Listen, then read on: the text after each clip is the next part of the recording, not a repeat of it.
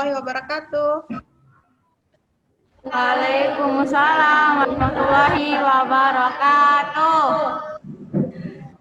Bagaimana kabarnya anak-anak? Alhamdulillah baik Bu Guru. Alhamdulillah baik. Alhamdulillah ya. Baik semua. Nah, sebelum kita melaksanakan aktivitas belajar kita hari ini, Ibu minta tolong ya, Ryan untuk pimpin doa. Ya, pimpin doa ya.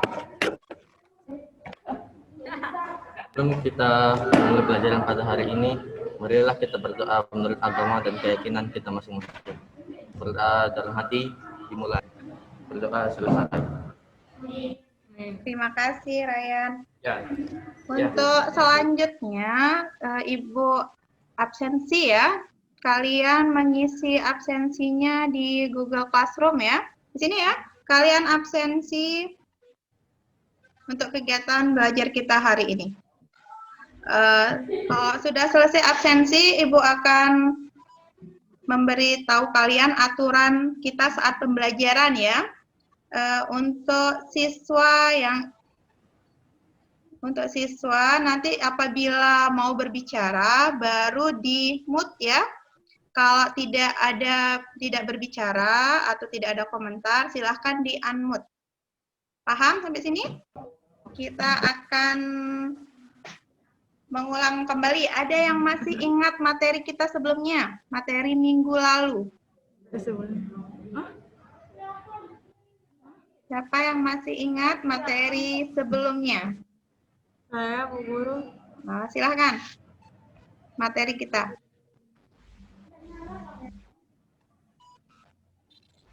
Materi sebelumnya yaitu pelaku kegiatan ekonomi, yaitu rumah tangga keluarga, rumah tangga perusahaan, rumah tangga pemerintah, masyarakat luar negeri.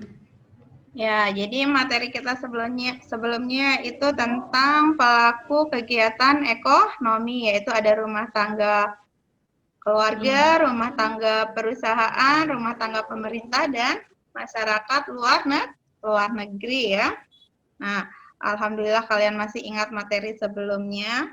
Kemudian untuk kali ini ya kalian akan mempelajari materi tentang diagram interaksi antar pelaku ekonomi. Apa manfaat kalian mempelajari materi ini?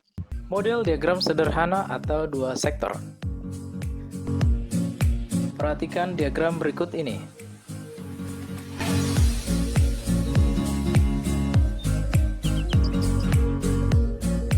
Pada model diagram sederhana atau dua sektor, pihak yang mengadakan kerjasama adalah rumah tangga keluarga atau RTK dan rumah tangga produsen atau RTP.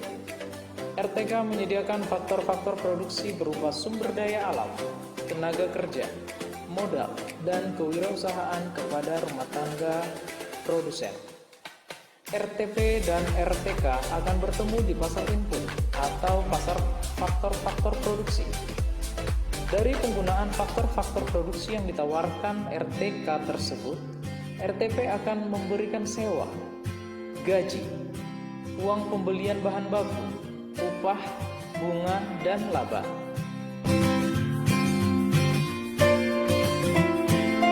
RTP dan RTK akan bertemu di pasar output atau pasar barang dan jasa apabila RTK membutuhkan barang dan jasa. RTK akan membelinya dari RTP yang menawarkan barang dan jasa tersebut. RTK akan menggunakan pendapatan yang diperolehnya dari RTP untuk mengadakan pembelanjaan barang dan jasa.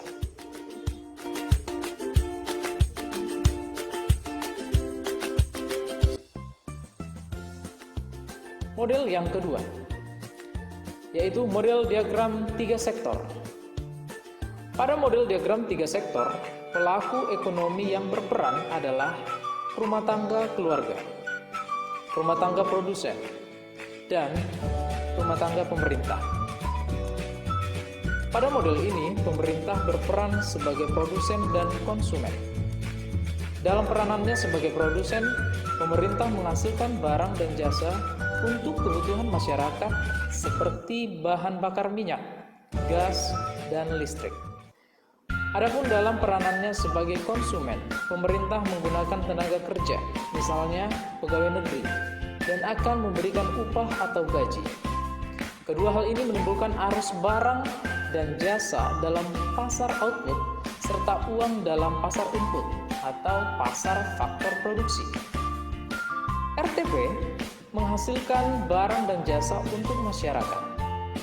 Penghasilan dari produksi tersebut dari RTP berupa sewa, gaji, uang pembelian bahan baku, upah, bunga, dan laba. Rumah tangga produsen menyerahkan pajak dari kegiatan usaha yang dilakukan kepada pemerintah.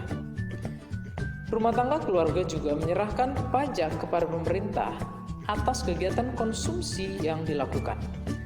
Pajak tersebut akan digunakan pemerintah untuk membiayai belanja rutin negara, menyediakan fasilitas publik, serta memberikan subsidi dan bantuan kepada RTK dan RTP.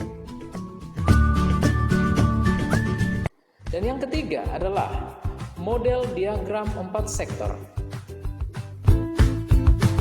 Mari kita perhatikan diagram berikut ini. Pada model diagram 4 sektor, pelaku mempekerjakan sumber daya manusia dari rumah tangga keluarga. Pembayaran untuk sumber daya manusia antara lain dapat diberikan dalam bentuk honorarium, upah, dan gaji. Ini menjadi penghasilan rumah tangga keluarga. Penghasilan ini dibelanjakan untuk membeli barang dan jasa yang dihasilkan oleh perusahaan. Pengeluaran rumah tangga keluarga merupakan pendapatan untuk perusahaan. Beberapa dari pendapatan rumah tangga keluarga digunakan untuk membayar pajak kepada pemerintah. Pembayaran pajak akan membiayai pengeluaran pemerintah. Sebagian lagi disimpan di lembaga keuangan. Dana simpanan ini dipinjamkan oleh bank kepada perusahaan untuk digunakan sebagai investasi. Di antara perusahaan-perusahaan ini ada yang melakukan perdagangan internasional dengan perusahaan-perusahaan di luar negeri.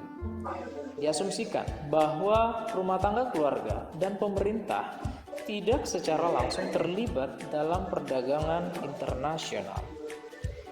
Model interaksi antar pelaku ekonomi dalam kegiatan ekonomi. Semoga dapat. Gimana? Sudah menonton tayangan tadi? Dari tayangan tadi itu menjelaskan tentang diagram interaksi antar pelaku ekonomi ya, di mana tadi dijelaskan yaitu tentang diagram interaksi 2 sektor, kemudian 3 sektor, dan 4 sektor ya.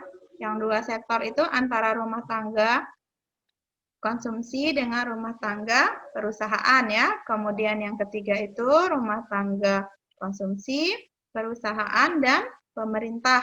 Selanjutnya yang terakhir yang 4 sektor itu antara rumah tangga konsumsi, rumah tangga perusahaan, pemerintah, dan luar negeri. Nah, dari tayangan yang tadi, ada yang belum dipahami?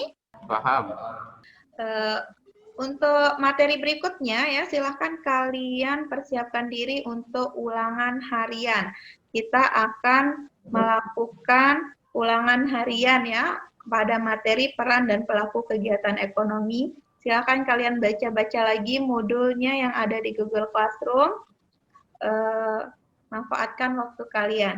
Kemudian jangan lupa apabila kalian keluar rumah tetap dengan protokol kesehatan ya, pakai masker, rajin-rajin cuci tangan, dan jaga jarak.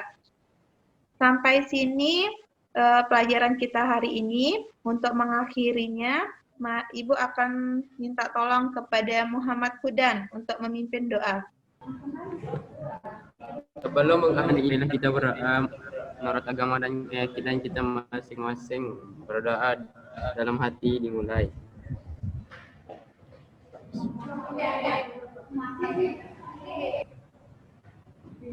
Doa selesai. Alhamdulillah. Alhamdulillahirabbil alamin. Sampai ketemu lagi pada pertemuan berikutnya. Sekian. Assalamualaikum warahmatullahi wabarakatuh.